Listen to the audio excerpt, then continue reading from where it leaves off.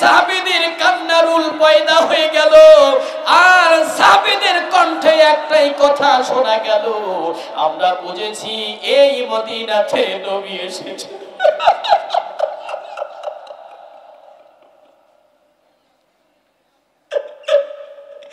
এমন কোন সাহাবী নাই যে সাহাবী কান্না করে চোখের পানি ছাড়ে নাই। গাজীপুরের মুসলমান, তোমার অন্তরে যদি নবীর মায়া থাকে, তোমার অন্তরে যদি নবীর ভালোবাসা থাকে, দু চোখের পানি একটু হলেও ছেড়ে আল্লাহকে দেখাইবে, আল্লাহ আমার অন্তরে নবীর মায়া, আমার অন্তরে আল্লাহর ভয়। হযরত বিলাল আযান বন্ধ করে দিতে চাইল, আমি আর আযান দিব না। কেন? আমি যদি আযান দেই তাহলে এই মদিনার মানুষগুলো কান্না করতে করতে পাগল হয়ে যাবে। হযরত বিলাল আযান বন্ধ করে দিবে। এরপরে বিলাল চিন্তা করলেন, না না, আমি কেমনে আযানটা বন্ধ করে দেই। হযরত বিলাল শেষ পর্যন্ত আযান দিলেন। আযান দেওয়ার পর নামাজ হয়ে গেল। হযরত বিলাল বলে, আমি আর মদিনায় থাকতে চাই না, এই মদিনা থেকে আবার দামেস্কে চলে যাব। হযরত বিলাল এই মদিনাতে আর থাকতে চাই না, মদিনা থেকে দামেস্কে চলে যায়। মদিনার মসজিদে নতুন মুয়াজ্জিন নিয়োগ করা হয়। এই মুয়াজ্জিন কত সুন্দর করে আযান দেয়। এই আযান দেওয়ার পরে আল্লাহ তাআলা বলে, এই মদিনার মসজিদিকার আযান হয় না, মদিনার মসজিদে বিলালের চাইতে সুন্দর কণ্ঠের মুয়াজ্জিন নিয়োগ করা হয়েছে। সে আযান দেয়, ওর আযান আল্লাহ তাআলার আরশ পর্যন্ত পৌঁছায় না। আর হযরত বিলাল যখন আযান দেয়, হযরত বিলালের প্রতিটা শব্দ আল্লাহ তাআলার আরশে টস টস করে লাগে। সূরাতুল বাকারার প্রথম থেকে আমি তেলাওয়াত করে তাফসীর করা শুরু করব যতটুকু পারি। আপনার আমার সাথে আমি যে কথাগুলো বলবো, কথাগুলোর আওয়াজ দিবেন, পারবেন তো ইনশাআল্লাহ? পারবেন তো ইনশাআল্লাহ?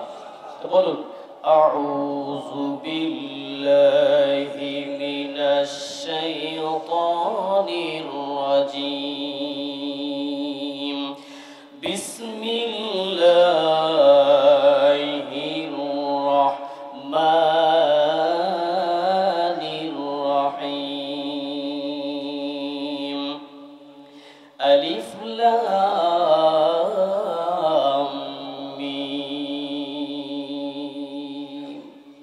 এই আয়াতটা হলো, একে বলা হয় হুরফে মুকাত্তাআত, অর্থাৎ যে আয়াতের অর্থ আল্লাহ পাক ব্যতীত পৃথিবীর কোন মানুষ জানে না। আল্লাহ পাক এই আয়াতের অর্থ নিজের কাছে রেখে দিলেন। কেন? আল্লাহু লা ইলাহা ইল্লাহু, তিনি হলেন একক, তিনি হলেন লা শারীক। আল্লাহ তাআলার কোনো শরীক নাই, আল্লাহ তাআলার কোনো বিবি নাই, আল্লাহ তাআলার কোনো ছেলে সন্তান নাই, আল্লাহ তাআলার কোনো মেয়ে সন্তান নাই, আল্লাহ তাআলার কোনো পরিবার নাই, আল্লাহ তাআলার কোনো সমাজ নাই, আল্লাহ তাআলার কোনো রাষ্ট্র নাই, কিন্তু তিনি তামাম পৃথিবীটা পরিচালনা করেন।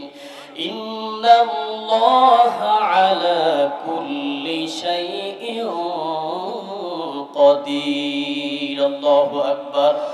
নিশ্চয় আল্লাহ তাআলা সকল বিষয়ের উপরে ক্ষমতাবান। গাজীপুরের মুসলমান যদি বুঝে থাকেন তাহলে জবান থেকে আওয়াজ দিয়ে বলুন তো, পৃথিবীর সমস্ত ক্ষমতার যিনি মালিক তিনি কে? আওয়াজ করে বলুন কি? আল্লাহ আমার রব, সেই রবি আমার সব। আল্লাহ আমার রব, সেই রবি আমার সব। তোমার দুনিয়াতে আমি যেদিকে তাকাই ততই নিয়ামতে ডুবে আছি রে সবাই। পাখালির গানে শুনি তাসবিহ কলো রব, তাসবিহ কলো রব। আল্লাহ নাই আমার রব, সেই রবি আমার সব। এরপর আল্লাহ তাআলা 2 নম্বর আয়াতে বলতেছেন জালিকাল কিতাবু লা রাইবা ফি। এর অর্থ হলো ওই কিতাব এমন একটা কিতাব যেই কিতাবের মাঝে কোনো ভুল নাই, কোনো সন্দেহ নাই। পৃথিবীর যত রাইটার আছে, যত লেখক আছে, এরা যখন কিতাব লেখে, কিতাব লেখার পরে কিতাবের শুরুতে লিখে দেয় আমার কিতাবের মাঝে ভুল থাকতে পারে, আমার কিতাবের মাঝে সন্দেহ থাকতে পারে। রব্বুল আলামিন কুরআনুল কারীমটা নাযিল করে আল্লাহ তাআলা চ্যালেঞ্জ করে বলে দিয়েছেন লা রাইবা ফি, এই কিতাবের মাঝে কোনো সন্দেহ নাই, কোনো ভুল নাই। এই কুরআনুল কারীমের মাঝে কোনো ভুল নাই। এজন্য বিশ্বনবী সারাটা জীবন কুরআনুল কারীমের পিছনে মেহনত করেছেন। বিশ্বনবীর সাহাবায়ে কেরাম গোটা বছর, গোটাটা জীবন কুরআনুল কারীমের পিছনে ব্যয় করেছে। সাহাবায়ে কেরামের পরে তাবী যারা এসেছেন, তারা গোটা জীবন কুরআনুল কারীমের পিছনে ব্যয় করেছেন। আজকে বড় কলিম মাদ্রাসার উস্তাদগুলো প্রথম থেকে শেষ পর্যন্ত এই কুরআনুল কারীমের পিছনে সময় ব্যয় করতেছেন। আজকে বড় কলিম মাদ্রাসার হেফজখানার দিকে তাকায় দেখবে, রাত যখন 3টা বাজবে, এই 3টার সময় ছোট্ট বাচ্চাটাও তার চোখে ঘুম ভেঙে যাবে। এর ঘুম ভাঙার পরে ঠান্ডা পানিতে ওযু করবে, ওযু করে মুসাল্লার মধ্যে দাঁড়িয়ে যাবে, 2 রাকাত করে 4 রাকাত নামাজ আদায় করে আল্লাহ কুরআনুল কারীমটা সামনে লইয়া কুরআনুল কারীমের তেলাওয়াত শুরু করে দিবে। আজকে প্রত্যেকটা মাদ্রাসার প্রত্যেকটা রুমের দিকে তাকায় দেখবেন, তাকির মাঝে কুরআনুল কারীম গুলো সাজায় রেখেছেন। এই কুরআনুল কারীম মাদ্রাসার উস্তাদ গুলো তেলাওয়াত করে, মাদ্রাসার ছাত্রগুলো তেলাওয়াত করে।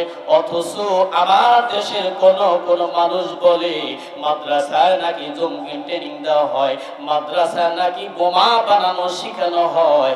আজ পর্যন্ত আমার চোখে কোনোদিন পড়ে নাই মাদ্রাসা বোমা বানাইছে, মাদ্রাসা জঙ্গিবাদী বের হয়েছে। ওই মাদ্রাসা থেকে বছর বছর কুরআনুল কারীমের হাফেজ বের হয়, ঠিক কি না? মাদ্রাসা থেকে জঙ্গি ট্রেনিং দেওয়া হয় না, মাদ্রাসায় বোমা বানানোর শিক্ষা দেওয়া হয় না, মাদ্রাসায় কুরআনুল কারীমের হাফেজ বানানো হয়, মাদ্রাসা থেকে আলেম বানানো হয়। এই মাদ্রাসা থেকে জাতির ভবিষ্যৎ গড়ার জন্য বড় বড় আলেম বানানো হয়, ঠিক কি না? এরপর আল্লাহ তাআলা বলেন হুদাল লিল মুত্তাকিন, তারাই তো আল্লাহ তাআলা বলেন তারাই তো হেদায়েত প্রাপ্ত হয়েছে। যারা মুত্তাকিন হবে তারা হেদায়েত প্রাপ্ত হবেন। রব্বুল আলামিন প্রত্যেকটা মানুষের জন্য হেদায়েত রাখে নাই। আল্লাহ তাআলা বলে যারা মুত্তাকিন হবে তাদের জন্য আমি আল্লাহ তাআলা এই কোরআনের মাধ্যমে হেদায়েত দান করব। আল্লাহ তাআলা তারপর আয়াতে মুত্তাকিনদের পরিচয় তুলে ধরেছেন। মুত্তাকিনকে তুমি কেমনে চিনবা? মুত্তাকির পরিচয় আল্লাহ তুলে ধরেছেন, আল্লাযীনা ইউমিনুনা বিল গায়বি ওয়া ইউকিমুনাস সালাতা ওয়া মিম্মা রাযাকনাহুম ইউনফিকুন। আল্লাহু আকবার। এখানে মুত্তাকিনদের 1 নাম্বার পরিচয় হলো যারা ঈমান এনেছে, ঈমান আনার পর গায়েবকে বিশ্বাস করেছে। মুত্তাকিনদের 2 নাম্বার পরিচয় হলো যারা নামাজ আদায় করেছে। মুত্তাকিনদের 3 নাম্বার পরিচয় হলো তাদেরকে যে সম্পদ দেওয়া হয়েছে এই সম্পদের ভিতর থেকে কিছু অংশ আল্লাহর রাস্তায় দান করেছে। তাহলে এই আয়াত থেকে মুত্তাকিনদের 3টা পরিচয় পাওয়া গেল। 1 নম্বর পরিচয় হলো মুত্তাকিন ঈমান এনেছে। এখানে যারা আমরা আছি আমরা কি বলতে পারবো নবীকে দেখেছি, আল্লাহকে দেখেছি, বিশ্বাস করি? তাহলে বুঝতে হবে আমরা নবীকে দেখি নাই, আল্লাহকে দেখি নাই, অথচ আল্লাহ তাআলাকে বিশ্বাস করেছি, নবীকে বিশ্বাস করেছি, তাদের উপরে ঈমান এনেছি। এই আয়াত থেকে বোঝা গেল আমরা সকলেই মুত্তাকি। সুবহান। এরপরে আল্লাহ তাআলা বলেন যারা নামাজ আদায় করে তারা হলো মুত্তাকিন। এখানে যারা আছে এমন কোন মানুষ নাই যে জুমার দিনেও নামাজটা আদায় করি নাই, আসেনি। কেউ আছে প্রতিদিন 5 বার নামাজ আদায় করি, আবার কেউ আছে সপ্তাহের শেষে জুমার নামাজ আদায় করি, আবার কেউ আছে বছর শেষে ঈদের নামাজ আদায় করি, আবার কেউ আছে মাঝে মাঝে মানুষ মারা গেলে জানাজার নামাজ আদায় করি, আসেনি নাই। এরপর আল্লাহ তাআলা বলেন যারা আল্লাহ রাস্তায় দান করেছে সে হলো মুত্তাকিন।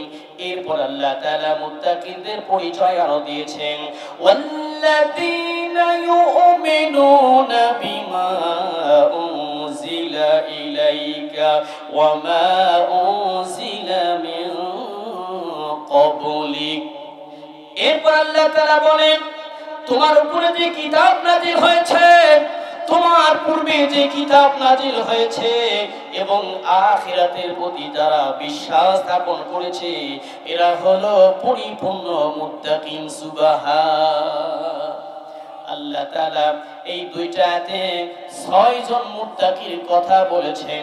এরপর আল্লাহ তাআলা বলেন যারা মুত্তাকিন হলো তাদেরকে আল্লাহ তাআলা কি পুরস্কার দান করবেন, উলাইকা আলা হুদাম মিন রাব্বিহিম ওয়া উলাইকা হুমুল মুফলিহুন। আল্লাহ তাআলা বলেন তারাই তো আল্লাহ তাআলার কাছে হেদায়েত প্রাপ্ত হয়েছে। যারা মুত্তাকিন হয়েছে তারা আল্লাহ তাআলার কাছে হেদায়েত প্রাপ্ত হয়েছে, আর যারা হেদায়েত প্রাপ্ত হয়েছে তারা তো সফলতা অর্জন করেছে। সুবহান। মুত্তাকিনদের বৈশিষ্ট্য জানানো হলো। এরপর আল্লাহ তাআলা কাফেরদের বৈশিষ্ট্য বলেছেন, ইন্নাল্লাযীনা কাফারু সাওয়াউন আলাইহিম আ'আনজারতাহুম আম লাম তুনযিরহুম লা ইউমিনুন। আল্লাহু আকবার। নিশ্চয় যারা কুফরি করেছে তাদেরকে তুমি সতর্ক করো আর না করো, তারা কখনো তোমার কাছে ঈমান আনয়ন করবে না। কেন তারা ঈমান আনয়ন করবে না? আল্লাহ তাআলা পরের আয়াতে বলেন, খাতামাল্লাহু আলা কুলুবিহিম ওয়া আলা সামঈহিম ওয়া আলা আবসারিহিম গিশাওয়াতুন ওয়া লাহুম আযাবুন আযীম। আল্লাহু আকবার। তারা এই জন্য ঈমান আনয়ন করবে না, তাদের অন্তরে আল্লাহ তাআলা মোহর মেরে দিয়েছেন এবং তাদের শ্রবণ শক্তির মাঝে আল্লাহ তাআলা মোহর মেরে দিয়েছেন। এরপরে আল্লাহ তাআলা তাদের দৃষ্টি শক্তির মাঝে মোহর মেরে দিয়েছেন। তাদের কাছে তাদের সামনে মানুষ অন্যায় করলে অন্যায়কে তারা অন্যায় মনে করে না, তাদের সামনে ভালো কাজ করলে তারা ভালো কাজ মনে করে না, এই জন্য তারা ঈমান আনয়ন করতে পারবে না। এরপর আল্লাহ তাআলা বলেন, ওয়ামিনান নাসি মান ইয়াকুলু আমান্না বিল্লাহি ওয়া বিল ইয়াউমিল আখির ওয়া মা হুম বিমুমিনিন। এর অর্থ হলো মানুষের মাঝে এমন একদল আছে যারা বলে আমরা ঈমান এনেছি, অথচ তারা ঈমানদার নয়, অথচ তারা মুমিন হতে পারে না। ধরে নেন আপনি নামাজের জন্য মসজিদের দিকে যাচ্ছে, হঠাৎ করে একজন মুসলমান ভাইয়ের সাথে দেখা হলো। ওই মুসলমান ভাইকে বলবেন, ভাই চলো নামাজে চলো। ওই ভাই বলবেন, যাও তুমি নামাজে যাও। নামাজ পড়ে কে কি পাইছে? নগদ কোনো অর্থ পাওয়া যায় নাই। নামাজ যদিও না পড়ি তাহলে আমার ঈমান ঠিক আছে। মুসলমান ভাই এখান থেকে জবাব দেন তো, যদি নামাজ না পড়ে তাহলে কি পরিপূর্ণ ঈমানদার হওয়া যাবে? পরিপূর্ণ ঈমানদার হওয়া যাবে না যিনি নামাজ আদায় করবে না, আল্লাহ তাআলার হুকুম বলো মান্য করবে না, আল্লাহ তাআলা তাকে মুনাফিক, আল্লাহ তাআলা তাকে কাফের বলে পরিচয় করে দিয়েছে। এরপর আল্লাহ তাআলা বলেন ফি কুলুবিহিম মারাদ ফাযাদাহুমুল্লাহু মারাদা। এর অর্থ হলো তাদের অন্তরে হলো ব্যাধি, এই ব্যাধিকে রব্বুল আলামিন আরো বাড়িয়ে দেয়। এরপর আল্লাহ তাআলা বলেন ওয়ালাহুম আযাবুন আলীমুন বিমা কানু ইয়াকযিবুন। আল্লাহ তাআলা তাদের জন্য শাস্তির ব্যবস্থা করেছেন। কেন? তারা মিথ্যা বলেছেন। মিথ্যা বলার কারণে আল্লাহ তাআলা তাদের জন্য শাস্তির ব্যবস্থা করেছেন।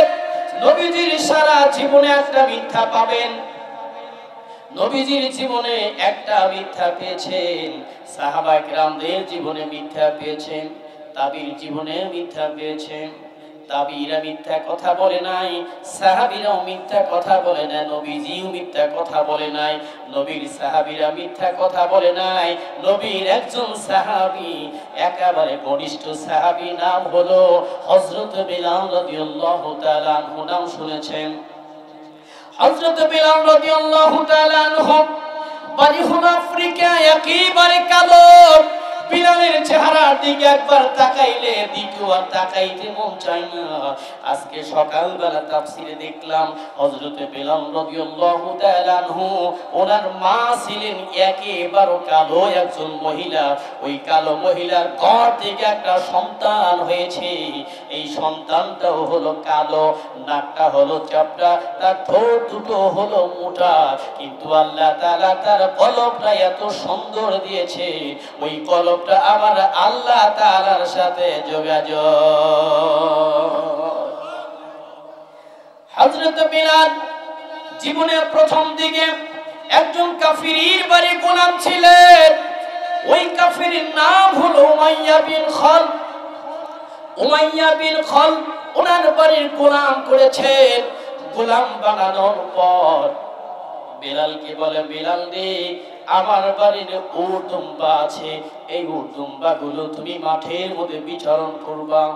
মাঠের মধ্যে যখন বিচরণ করতে যায়, সারাদিন বিচরণ করে বিকেল বেলা যখন বাসায় ফিরে যায়, হযরত বিলালকে আরামের মাঝে ঘুমাইতে দেয় না। হযরত বিলালকে উট দুম্বার ঘরের মাঝে ঘুমাইতে দেয়, ওখানে ঘুমাইতে পারে না। উট দুম্বাগুলো প্রস্রাব করে দেয়, পায়খানা করে দেয়। হযরত বিলালের ঘুম ভেঙে যায়। এরপরে বিলাল ছোট্টবেলা থেকে নবীকে ভালোবাসতে, ওখানে থাকার পরেও হযরত বিলালের অন্তরে অন্তরে আমার আল্লাহর জিকির করত। উমাইয়াকে যখন বলা হলো, মহাজন আমাকে একটু আরামের মধ্যে ঘুমাইতে দেন, মহাজন বলতেছেন, বিলাল রে, আমার বাড়ির উট দুম্বার যেই মূল্য আছে, তুমি বিলালের সেই মূল্য নাই। হযরত বিলালকে এই কথা বলার পরে হযরত বিলাল চোখের পানি আর ধরে রাখতে পারে না। হযরত বিলাল চোখের পানি ছেড়ে ফোফাইয়া ফোফায় কান্না করে। এরপরে বিলাল যখন কালেমার তালকিন দেয়, অন্যান্য গোলাম এটা দেখে তার মহাজনের কাছে বলে দেয়। মহাজন হযরত বিলালকে ডেকে বললেন, বিলাল তুমি নাকি কালিমা পড়েছো? বিলাল তুমি যদি কালিমা পড়ো তাহলে তোমাকে জীবনে শেষ করে দিব। হযরত বিলাল বলে, আমাকে যদি তুমি মেরে ফেলে দাও আমি রাজি আছি, আমি বিলাল জীবনেও কালিমা ছাড়ব না। হযরত বিলালকে একদিন উমাইয়া ধরিয়া মক্কার মরুভূমিতে গরম ফুটফুটে বালুর মাঝে নিয়েছে। বালুর মাঝে বিলালকে চেপে ধরেছে। বিলালকে চেপে ধরে বিলালের বুকের উপরে বসেছে। বেলালের বুকের উপরে বসে বেলালের মুখের মধ্যে হাত দিয়েছে। হাত দিয়ে বেলালের জিহ্বাটা টেনে বের করেছে। জিহ্বাটা টেনে বের করে এই জিহ্বার মাঝে বাবলার কাটা দিয়েছে। হযরত বিলালের জিহ্বার মাঝে যখন বাবলার কাটা দিয়েছে, হযরত বিলালের জিহ্বাটা রক্তে রঞ্জিত হয়ে গেছে। এরপরে উমাইয়া বলতেছে, বেলাল তুই কালেমা ছাড়বি নাকি জীবন দিবি? হযরত বেলাল বিন্দু পরিমাণ ভয় পায় নাই। হযরত বেলাল কাটা জিহ্বা লইয়া ছোট্ট করে আওয়াজ করে বলে, আহা আহা আহা। হযরত বেলাল কালেমার তালকিন দিতেছে। বেলালকে তো নির্যাতন করার পরে এই সংবাদ যখন বিশ্ব নবীর কানে চলে গেলেন, বিশ্ব নবী হযরত আবু বকরকে ডেকে বললেন, আবু বকর, এই মক্কা নগরীতে আল্লাহ তাআলা তোমাকে অর্থ সম্পদ কম দেয় নাই, তুমি উমাইয়ার কাছে বলো, উমাইয়াকে অর্থের লোভ যখন দেখাইবা তখন বেলালকে তোমার কাছে মুক্ত করে দিবে। হযরত আবু বকর উমাইয়ার কাছে গিয়ে বলতেছে, উমাইয়া, বেলালকে তুমি বারবার নির্যাতন করো, এত নির্যাতন করিও না, নির্যাতন বন্ধ করে দি, এই বেলালকে তুমি আমার নিকট বিক্রি করে দাও। উমাইয়া বলতেছে, আবু বকর, আমি বেলালকে কিনেছি 1 দিরহামের বিনিময়। বেলালকে যদি তুমি কিনতে চাও তাহলে দিতে হবে 10 দিরহাম। কয় দিরহাম? আওয়াজ করে বলুন, কয় দিরহাম?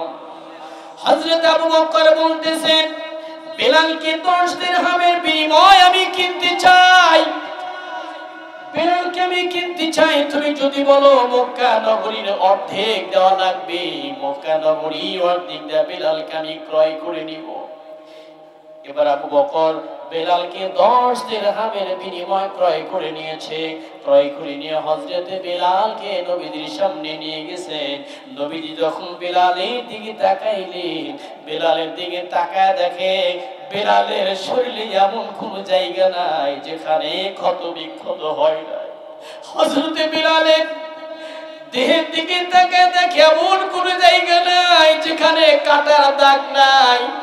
বেলালের দিকে তাকায় দেখে এমন কোন জায়গা নাই যে জায়গা দিয়ে রক্তগুলো ঝরে নাই। নবীজি হযরতে বেলালের দিকে তাকিয়ে আশ্চর্য হয়ে গেলেন। এমন ভাবে আঘাত করেছেন বেলালকে, নবীজি নবুয়তের হাত বেলালকে স্পর্শ করলেন। স্পর্শ করার পরে বেলালকে বলে, বেলাল রে, তুমি শান্ত হয়ে যাও, তুমি শান্ত হয়ে যাও। হযরতে বেলাল শান্ত হয়ে গেলেন। এর কিছুদিন পরে মক্কা বিজয় হয়ে গেল। মক্কা বিজয় হওয়ার পরে নবীজি বলেন, মক্কা বিজয় হয়েছে, আমরা ওপেনে মক্কাতে আযান দিব। সমস্ত সাহাবায়ে কেরামদেরকে নিয়ে বৈঠক করলেন। ওই বৈঠকে নবীজি বললেন, এখান থেকে তোমরা বলো তো আজকে মক্কা বিজয়ের আযান কার কণ্ঠে দেওয়া হবে? একজন সাহাবী দাঁড়িয়ে বললেন, আজকে মক্কা বিজয়ের আযান হযরত আবু বকরের কণ্ঠে দেওয়া হবে। কেননা সাহাবীদের মাঝে সবচাইতে বয়োজ্যেষ্ঠ সাহাবী হলো আবু বকর। ও নবী, আপনার হিজরতের সাথী হলো আবু বকর, আপনার হাতের প্রথম মুসলমান আবু বকর। এই আবু বকর আজকে বিজয়ের আযানটা দিবে। নবীজি বলেন, না, আজকে বিজয়ের আযানটা আবু বকরের কণ্ঠে দেওয়া হবে না। আরেকজন সাহাবী বলে, আজকে মক্কা বিজয়ের আযানটা হযরত ওমরের কণ্ঠ দেওয়া হবে। লাউ কানা বাদি নাবিয়্যুন লাকানা উমর, আপনার পরে যদি কেউ নবী হতো তাহলে সে নবী হতো ওমর। তাহলে আজকে মক্কা বিজয়ের আযানটা ওমরের কণ্ঠে দেওয়া হবে।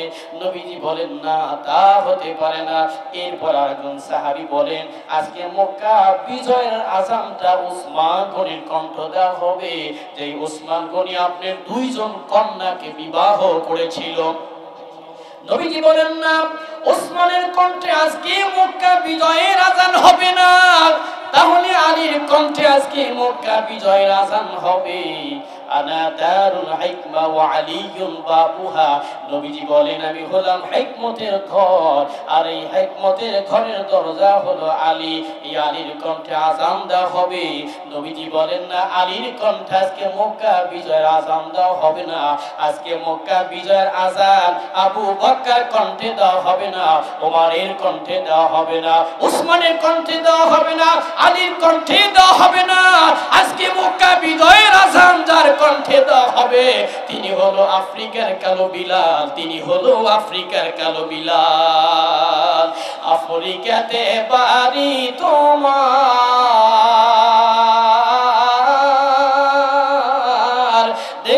কত কালো। বলেন আফ্রিকাতে বাড়ি তোমার,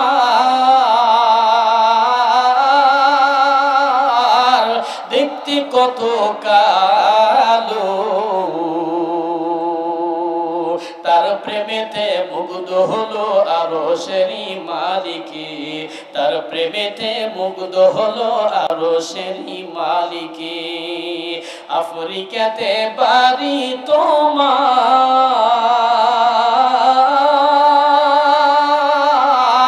দেখতে কত কালো। তার প্রেমেতে মুগ্ধ হলো আরশেরই মালিকি, তার প্রেমেতে মুগ্ধ হলো আরশেরই মালিকি। আল্লাহু আকবার। হযরত বেলালের কণ্ঠে আযান হয়ে যাবে।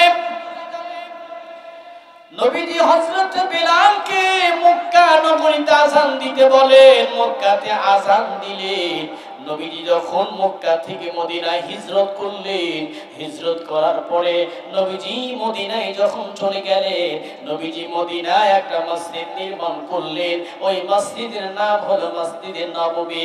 আজও পর্যন্ত মসজিদে নববীতে 2 রাকাত নামাজ আদায় করলে 50,000 রাকাত নামাজ আদায় করলে সম পরিমাণ নেকি পাওয়া যাবে।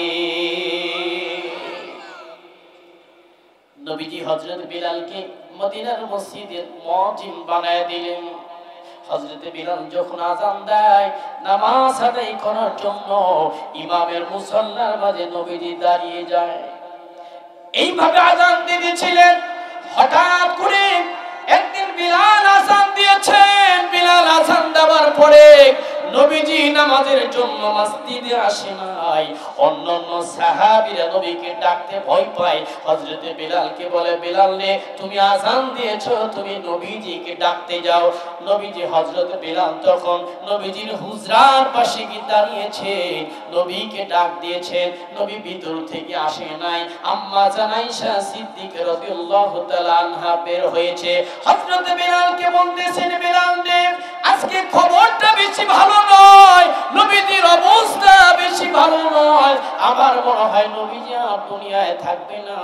আমার মনে হয় নবীজি আমাদের কাছ থেকে বিদায় হয়ে যাবে। আম্মা জান আয়েশা সিদ্দিকা রাদিয়াল্লাহু তাআলা আনহা হযরত বিলালের হাতে একটা বালতি দিলে আর বললেন, যাও এই মদিনাতে ঘুরে ঘুরে দেখো, মদিনার যেই কূপের মাঝে ঠান্ডা পানি পাওয়া যাবে, ওই ঠান্ডা পানি নিয়ে আসো। ওই ঠান্ডা পানিতে নবী ওযু করবেন। ওই ঠান্ডা পানিতে কাপড় ভিজাইয়া এই কাপড় নবীজির কপালে দেওয়া হবে, কেননা নবীজির কপালে প্রচন্ড জ্বর হয়েছে। এবার হযরত বিলাল বালতিটা নিয়ে গেলেন। 1 নাম্বার কূপ, 2 নাম্বার কূপ, 3 নাম্বার কূপ, 4 নাম্বার কূপ। 4টা কূপের মাঝে বেশি ঠান্ডা পানি পাওয়া গেল না। 5 নাম্বার কূপে গিয়ে বেশি ঠান্ডা পানি পাওয়া গেল। কিতাবের ভাষায় লেখা আছে, মদিনাতে যতগুলো কূপ আছে সবচাইতে বেশি ঠান্ডা পানি ওই কূপের মাঝে পাওয়া যায়। হযরত বিলাল ঠান্ডা পানি নিয়ে আসছেন। ওই পানি নিয়ে আসার পরে আম্মা জান আয়েশা সিদ্দিকা রাদিয়াল্লাহু তাআলা আনহা ওই পানির মাঝে একটা কাপড় ভিজাইলেন। ওই ভিজা কাপড় নবীজির একেবারে একটা পট্টি বানাইয়া কপালে লাগায়া দিলেন। আম্মা জান আয়েশা সিদ্দিকা রাদিয়াল্লাহু তাআলা আনহা বলেন, এই পট্টি দেওয়ার সাথে সাথে পট্টিটা শুকায় গেল। নবীজির শরীরে এত জ্বর ছিল। এরপরে নবী বলেন, আমি আর ইমামতি করতে পারবো না, আমার ইমামতির স্থলে হযরত আবু বকরকে পাঠিয়ে দাও। হযরত আবু বকরকে ইমামতির জন্য পাঠাইলেন। হযরত আবু বকর ইমামতিতে নামাজ শেষ হয়ে গেল। কিছুক্ষণ পর সংবাদ আসলো, নবী দুনিয়া থেকে বিদায় হয়ে গেছে। নবী দুনিয়া থেকে বিদায় হয়ে গেছে। এই সংবাদ যখন সাহাবীদের কাছে গেল, সাহাবীদের মাঝে কান্নার রোল পয়দা হয়ে গেল। এমন কোন সাহাবী নাই ওই মদিনাতে কান্না করে নাই, এমন কোন সাহাবী নাই মদিনাতে কান্না করে নাই। গাজীপুর মুসলমান এই কথাগুলো শুনে দিলটা নরম করে দেন, 2 চোখের পানি ছেড়ে আল্লাহকে দেখান। আল্লাহ সাহাবীর জীবনী শুনে আমাদের চোখের পানি ফেলে কান্না করেছিলাম। হযরত বিলাল এত কান্না করেছেন। সব সাহাবীর কান্না বন্ধ হয়ে গেল, হযরত বিলালের কান্না বন্ধ হয় না। হযরত আবু বকর একেবারে পাহাড়ের মতো দাঁড়িয়ে গেলেন। হযরত আবু বকর বলেন, আমি যদি কান্না করি তাহলে অন্যান্য সাহাবীদের কান্নাকে বন্ধ করবে। হযরত আবু বকর পাহাড়ের মতো দাঁড়িয়ে সাহাবীদেরকে বললেন, তোমরা কান্না বন্ধ করে দাও, তোমাদের কান্না বন্ধ করে দাও। সব সাহাবীর কান্না বন্ধ হলো, হযরত বিলালের কান্না বন্ধ হলো না। এরপরে যখন বিলালের কান্না বন্ধ হয়ে যায়, হযরত বিলাল বলে, মদিনায় আমি আর থাকবো না, যেই মদিনাতে নবী নাই সেই মদিনাতে আমি আর থাকতে চাই না। হযরত বিলাল মদিনা ত্যাগ করে দামেস্কের দিকে যাইতে চায়।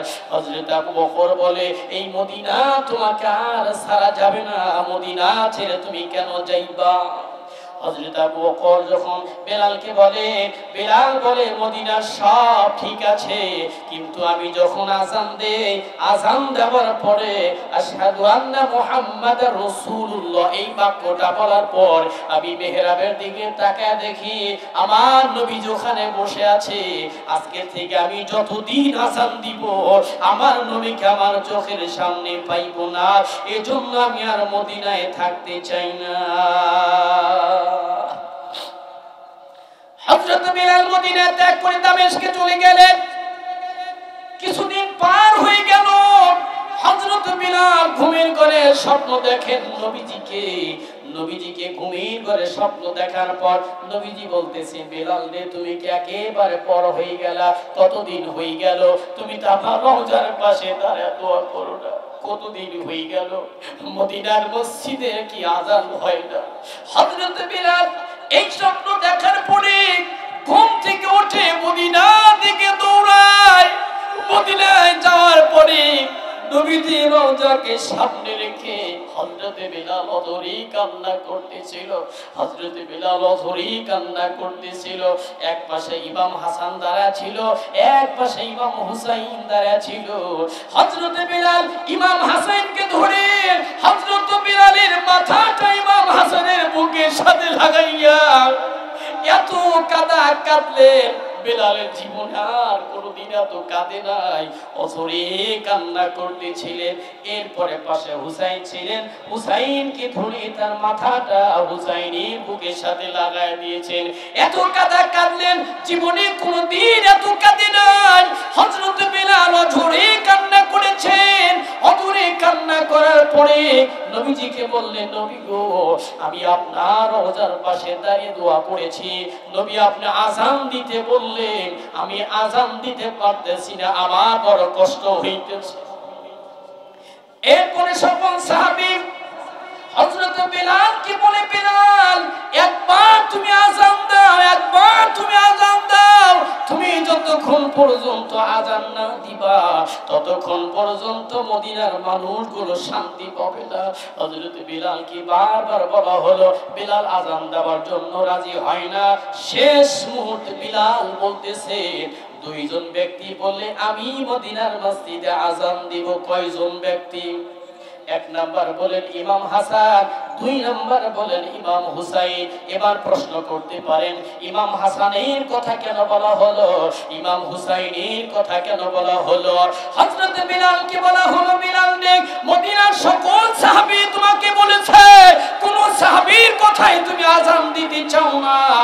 এরপরে তুমি বলেছো ইমাম হাসান যদি বলে, ইমাম হুসাইন যদি বলে, তাহলে তুমি আযান দিবা, তার কারণ কি? হযরত বিলাল বলে, ইমাম হাসাইনের চেহারার দিকে তাকায় দেখি নবীজির চেহারার মতো দেখা যায়, ইমাম হুসাইনের চেহারার দিকে তাকায় দেখি নবীজির চেহারার মতো দেখা যায়। আমি বিলাল আযান দিলে এতটুকু সান্ত্বনা পাবো, নবীজির চেহারার মতো নবীর নাতি দাঁড়িয়ে আছে। সকল সাহাবী যখন বললেন, ইমাম হাসান হুসাইন যখন বললেন, হযরত বিলাল মিনারে উঠলেন। মিনারে উঠে যখন আযান দিবে ফজরের সময়, যখন মানুষ তাহাজ্জুদ আদায় করে, তাহাজ্জুদের সময় হযরত বিলালের কণ্ঠে আযান শুরু হয়ে যাবে। আল্লাহু আকবার, আল্লাহু আকবার। হযরত বিলালের কণ্ঠে যখন আযানের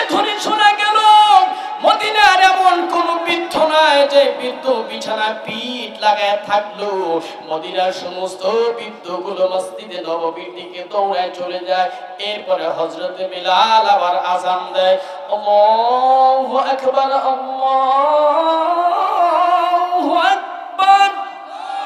হযরত বিলাল যখন আবার আযানের ধ্বনি দিলেন, এই ধ্বনি শোনার পরে মদিনার এমন কোন যুবক নাই যে বিছানায় পিঠ লাগা ঘুমায়। প্রত্যেকটা যুবক বিছানা ছেড়ে মসজিদে নববীর দিকে চলে যায়। এরপরে হযরত বিলাল আবার আযান দিতেছিল, আশহাদু আল্লা ইলাহা ইল্লাল্লাহ।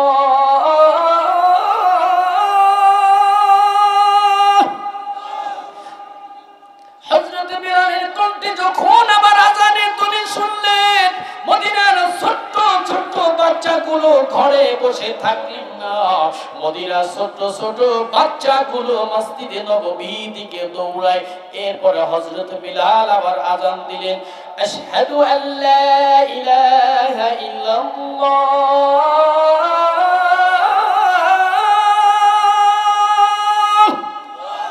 মদিনার এমন কোন মহিলা নাই যে মধ্যে সাহাবীদের কান্নার উল পয়দা হয়ে গেল, আর সাহাবীদের কণ্ঠে একটাই কথা শোনা গেল, আমরা বুঝেছি এই মদিনাতে নবী এসেছে।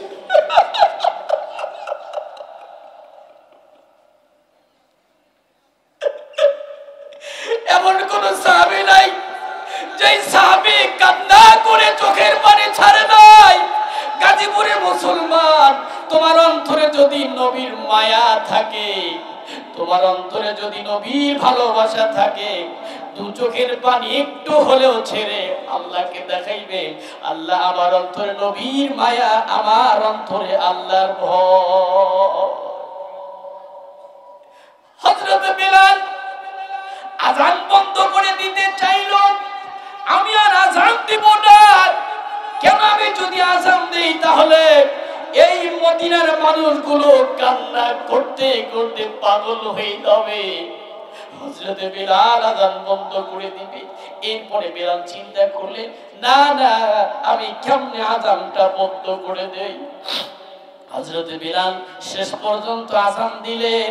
আযান দেওয়ার পর নামাজ হয়ে গেল।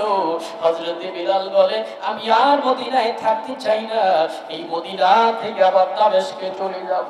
হযরত বিলাল এই মদিনাতে আর থাকতে চাই না, মদিনা থেকে দামেস্কে চলে যায়। মদিনার মসজিদে নতুন মুয়াজ্জিন নিয়োগ করা হয়। এই মুয়াজ্জিন কত সুন্দর করে আযান দেয়। এই আযান দেওয়ার পরে আল্লাহ তাআলা বলে, এই মদিনার মসজিদে কার আযান হয় না, মদিনার মসজিদে বিলালের চাইতে সুন্দর কণ্ঠের মুয়াজ্জিন নিয়োগ করা হয়েছে, সে আযান দেয়। ওর আযান আল্লাহ তাআলার আরশ পর্যন্ত পৌঁছায় না।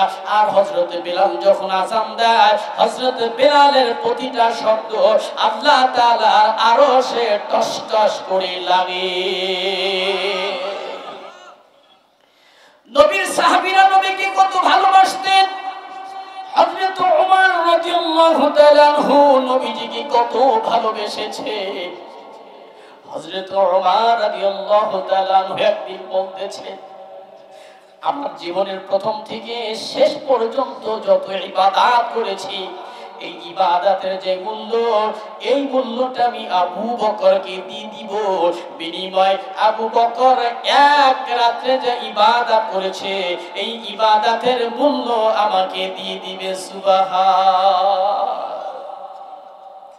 হযরত আবু বকর চোখের পানি ছেড়ে কাঁদেন আর বলতেছে, ভাই ওমর, কোন রাতের কথা তুমি বলো, যেই রাতের ইবাদত তোমার কাছে এত মূল্যবান, এটা কোন রাত্র ছিল?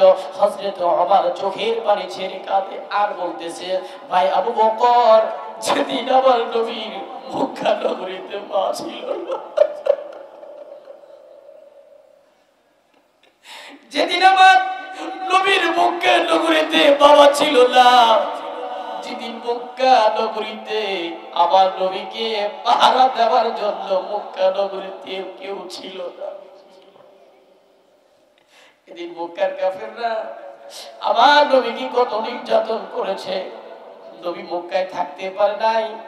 আল্লাহ তাআলা বলেন, নবী গো, আপনি মদিনা থেকে, মক্কা থেকে মদিনায় চলে যান। এই ঘোষণা যখন হয়ে গেল, নবীজি আবু বকরকে বলেছিলেন, আবু বকর রে, রেডি থাকবি, এই মক্কা নগরী ত্যাগ করে মদিনায় চলে যাব। হযরত আবু বকরকে বলে রাখলেন। একদিন রাতের অন্ধকারে নবীজি আবু বকরকে ডেকে ওই মক্কা থেকে মদিনা দিকে রওনা করলেন। পথিমধ্যে যাবার পর একটা গুহার ভিতরে আশ্রয় নিয়েছিলেন। হেরায় গুহার ভিতরে আশ্রয় নিয়েছিলেন। একটা হয়তোবা নতুন কথা আসবে, এই কথাটা মনে হয় জীবনে কোনোদিন শুনি নাই।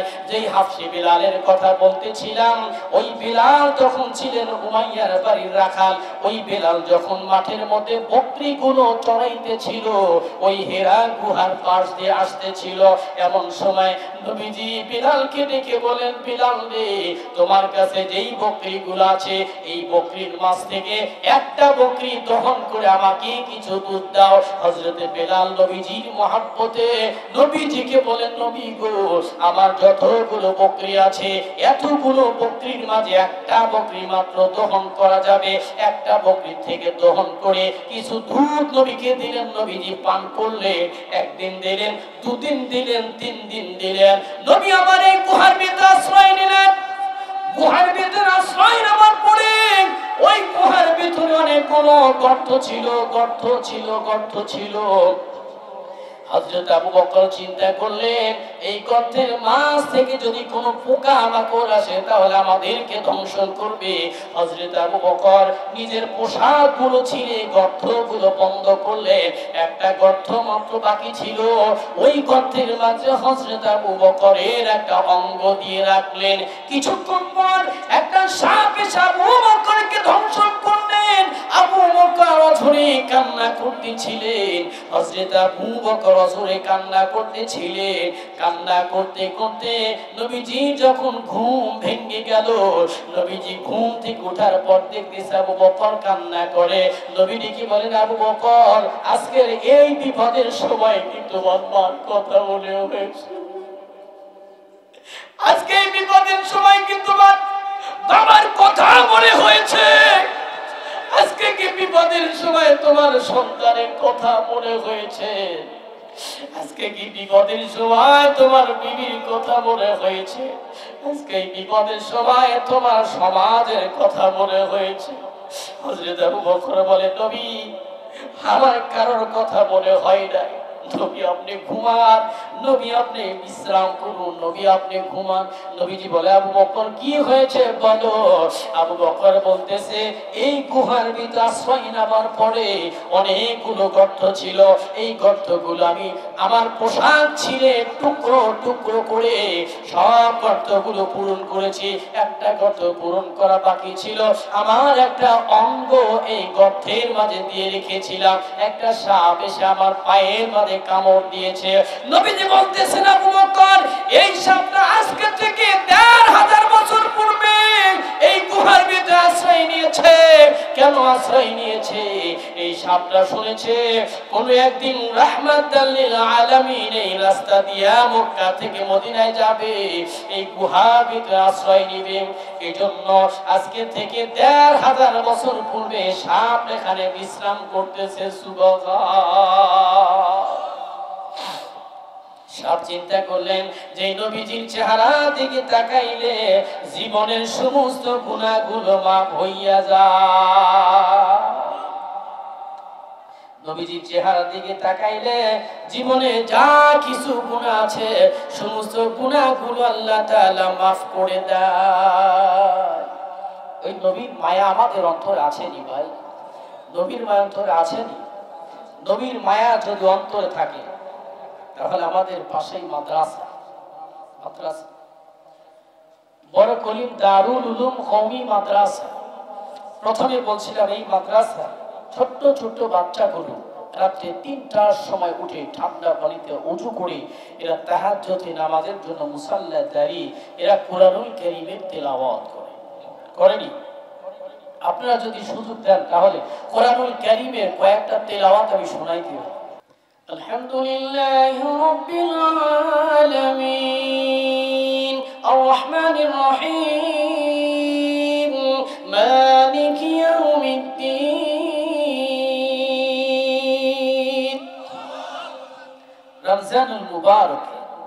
আমার দেশের হাফেজে কোরআন তারা তেলাওয়াত করে।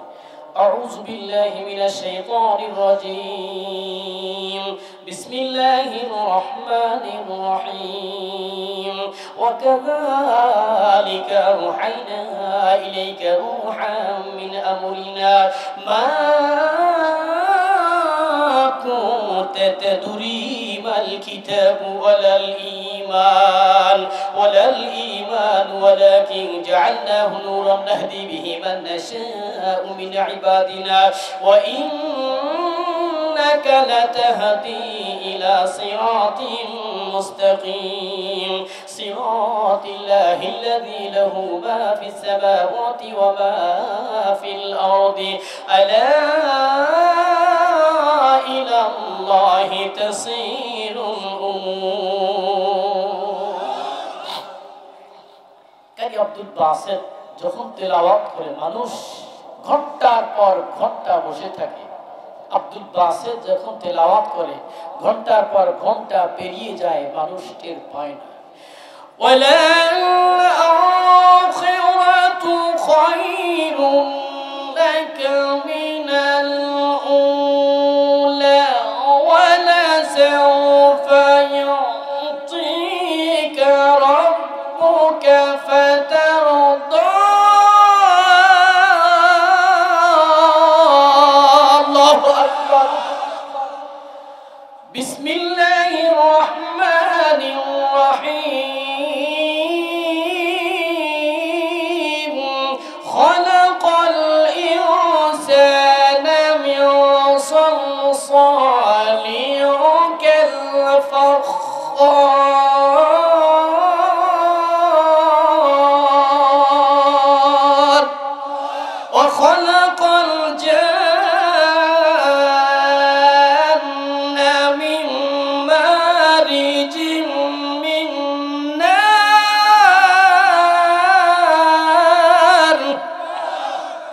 فبأي آلاء ربكما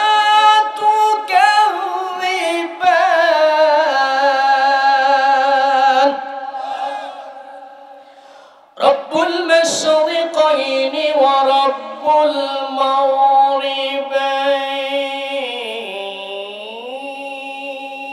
المغربين فبأي آلاء ربكما تكذبان؟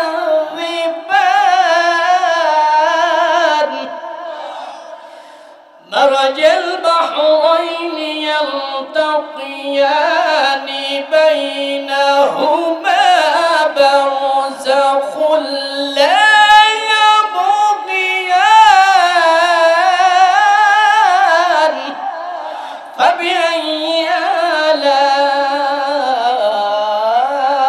آلاء ربكما تكذبان؟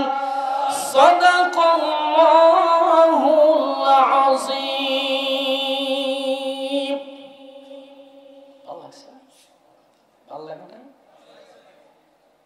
কুরআনুল কারীমটা এত সুন্দর। কুরআনুল কারীমটা আল্লাহ তাআলা জান্নাতের মাঝে তেলাওয়াত করবেন। আল্লাহকে দেখছেন? নবীকে দেখছেন? দেখতে চান? দেখতে চান? দেখতে চান? সবাই আওয়াজ করেন, নবীকে দেখতে চান? আল্লাহকে দেখতে চান? দুনিয়াতে চর্মচক্ষুতে দেখা যাবে না। নবীকে যদি দেখতে হয়, আল্লাহকে যদি দেখতে হয়, অন্যান্য পয়গম্বরকে যদি দেখতে হয়, যাইতে হবে কোথায়? জান্নাতে। কোথায়? জান্নাতের ভিতরে শুধু আল্লাহকে দেখবেন না, আমার নবীকে দেখবেন না, প্রত্যেকটা পয়গম্বরকে দেখা যাবে। শুধু দেখা যাবে না, তাদের কণ্ঠে কোরআনুল কারীমের তেলাওয়াত শোনা যাবে। সর্বপ্রথম দাউদ পয়গম্বর, ওনাকে বলা হবে তোমাকে কত সুন্দর কণ্ঠ দেওয়া হয়েছিল। দাউদ পয়গম্বর, তোমার কণ্ঠে থেকে জাবুর কিতাব তেলাওয়াত করো। যে জাবুর কিতাবের তেলাওয়াত শুনে সমুদ্রের মাছগুলো জমা হয়ে যেত কিনারায়। দাউদ পয়গম্বর জাবুর কিতাব তেলাওয়াত করবেন, এত সুন্দর তিলাওয়াত শুনে মানুষগুলো গলা কাটা মুরগি নেয় লাফাইতে থাকবে, হেলতে থাকবে, দুলতে থাকবে। ৮,০০০ বছর পরে তাদের হুঁশ ফিরে আসবে। এরপর আল্লাহ তাআলা বলবেন, তোমাদের যে নবী এত ভালোবেসেছিল ওই নবীকে দেখো। এরপরে নবীর কণ্ঠে কোরআনুল কারীমের তেলাওয়াত শুনো। নবীজির কণ্ঠে কোরআনুল কারীমের তেলাওয়াত করা হবে। ইয়াসিনাল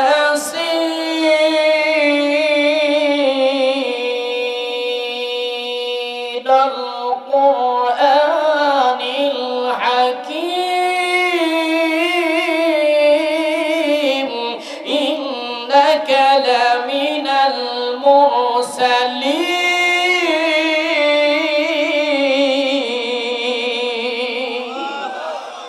জান্নাতি বান্দা বান্দিগুলো কোরআনুল কারীমের তেলাওয়াত শুনে তারা বেহুশ হয়ে যাবে, গলা কাটা মুরগি লাফাইতে থাকবে, হেলতে থাকবে, দুলতে থাকবে, বেহুশ হয়ে ৮ লক্ষ বছর পরে তাদের হুঁশ ফিরে আসবে।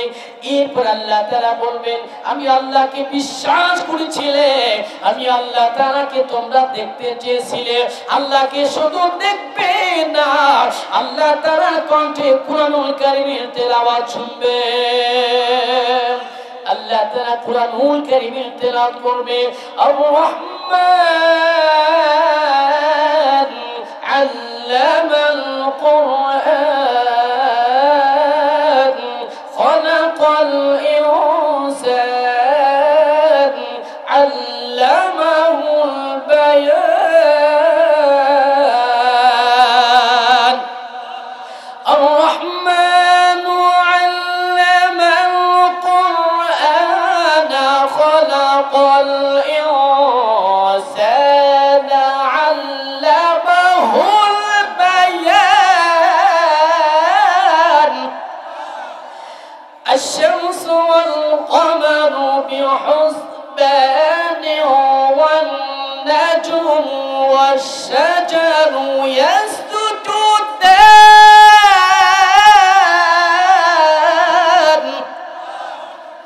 কোরআনুল কারীমের তেলাওয়াত এত সুন্দর, কোরআনুল কারীমের তেলাওয়াত শোনার পরে জান্নাতি বান্দা বান্দিগুলো বেহুশ হয়ে পড়ে যাবে।